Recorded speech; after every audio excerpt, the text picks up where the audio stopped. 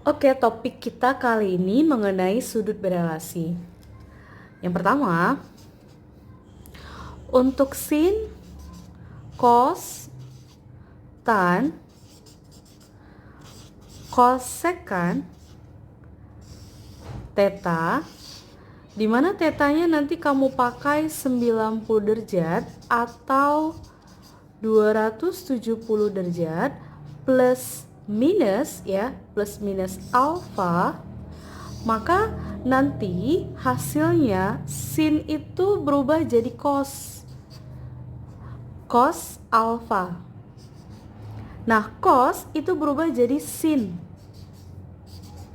Kemudian tan itu nanti jadi kotangen alfa, dan kosekan itu nanti berubah jadi sekan alfa.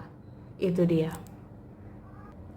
Mari kita bahas contoh. Yang pertama, tentukan nilai dari sin 120 derajat. Jadi, menentukan nilai dari sin 120 derajat. Kalian masih ingat kan materi yang Miss kasih sebelumnya ada mengenai sudut-sudut istimewa. Nah, sudut istimewa itu cuman Miss kasih tetanya sampai 90. Nah, ini kalian disuruh menentukan nilai perbandingan trigonometri yang besar sudutnya 120. Kita gunakan sudut berelasi yang tadi. Nah, pakai rumus yang ini ya. Oke. Caranya perhatikan. Sin 120 derajat itu kalian ubah menjadi sin ya, theta ditambah alfa. Nah, 120 itu lebih mendekati ke 90, ya kan? Jadi kita pakai tetanya 90. Nah, 90 ditambah berapakah supaya 120? Berarti ditambah 30. Nah, kemudian berdasarkan rumus 90 ini adalah tetanya dan ini adalah alfanya ya. Oke. Nah, sin 90 tambah 30. Ingat tadi kalau dia sin 90 tambah alfa, maka dia akan berubah menjadi cos alfa. Cos alfa, berapa alfanya? Alfanya 30 derajat. Nah, kita lihat lagi. 120 ini berada di kuadran kedua, ya kan? Nah, bagaimana nilai sin di kuadran kedua? Masih ingat materi yang Miss kasih sebelumnya? Tentang sudut di berbagai kuadran. Nah, di kuadran kedua nilai sin sama kosekan yang positif. Berarti nilai sin 120 letaknya di kuadran kedua itu positif. Jadi positif cos 30. Nah, cos 30 berapa? Cos 30 sama dengan setengah akar 3. Itulah dia nilai dari sin 120. Kita bahas contoh yang kedua ya. Di sini ada tan 315. Kalian disuruh menentukan nilai dari tan 315. Oke, perhatikan caranya. Tan 315 itu sama dengan sudut 315. Kita lihat dulu tadi rumusnya. 315 itu lebih mendekati ke 270 ya. 270 lebih mendekati ke 315. Jadi kita pakai 270 tambah alfa. Oke, jadi 315 itu sama dengan 270 ditambah 45 ya, supaya dia 315. Oke, ini theta, ini alfanya. Nah, perhatikan rumus lagi. Jika tan 270 tambah alfa, maka dia akan berubah menjadi kotangan alfa. ini hasilnya sama dengan kotangan alfa. Alfanya 45 derajat. Oke, kita lihat lagi. Sudut 315 itu berada di kuadran mana? Kuadran keempat. Kuadran 4. Nah, bagaimana nilai tan di kuadran keempat? Oke, lihat materi sebelumnya. Sudut di berbagai kuadran. Di kuadran keempat, nilai cos sama sekan yang positif. Jadi, nilai tan negatif. Oke, berarti ini negatif kotangan 45.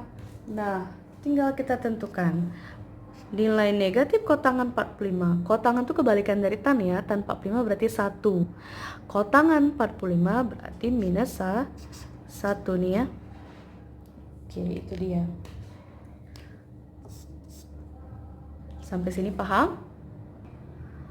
Nah, tadi yang pertama kita gunakan tetanya 90 atau 270. Nah, di sini yang kedua, rumus yang kedua adalah untuk sin, cos, tan, kosekan. Ya. Theta, di mana tetanya nanti kalian pakai itu 180 atau 360 derajat plus minus alfa. Ya, maka kalau sin dia akan tetap jadi sin. Jadi sin alfa. Nah, kalau cos dia akan tetap jadi cos alfa. Tan akan tetap jadi tan alfa. Kemudian kosekan tetap jadi kosekan alfa. Itu dia untuk rumus yang kedua.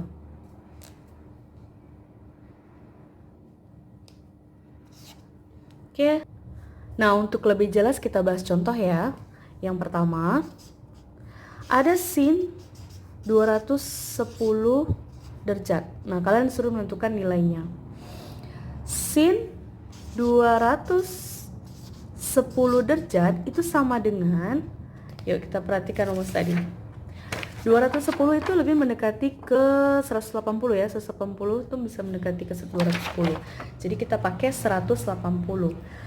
Sin 180 itu ditambah berapa supaya 210? Ya, tambah 30 derajat. Oke. Ini tetanya, ini alfanya. Nah, kalau sin 180 tambah 30 itu berdasarkan rumus, maka sin 180 ditambah alfa, maka dia tetap jadi sin ya. Maka ini jadi sin alfanya berapa? 30. Nah, sekarang kita perhatikan. Sudutnya ini 210 itu berada di kuadran mana? Kuadran ketiga, ya kan? Nah, bagaimana nilai sin di kuadran ketiga? Perhatikan materi sebelumnya. Kalau yang di kuadran ketiga itu adalah tan sama kotangan yang positif, jadi nilai sin adalah negatif. Maka ini hasilnya negatif sin 30. Sekarang kalian tentukan berapa sin 30? Setengah, berarti ini negatif setengah. Itu dia. Paham sampai sini? Nah, contoh yang kedua. Di sini ada cos 330 derajat. Nah, berapakah nilainya? Oke, perhatikan. Cos 330 derajat itu sama dengan, yuk mari kita lihat rumusnya. 330 lebih dekat ke 360 ya. Jadi 330 itu lebih dekat kemari, jadi kita pakai 360.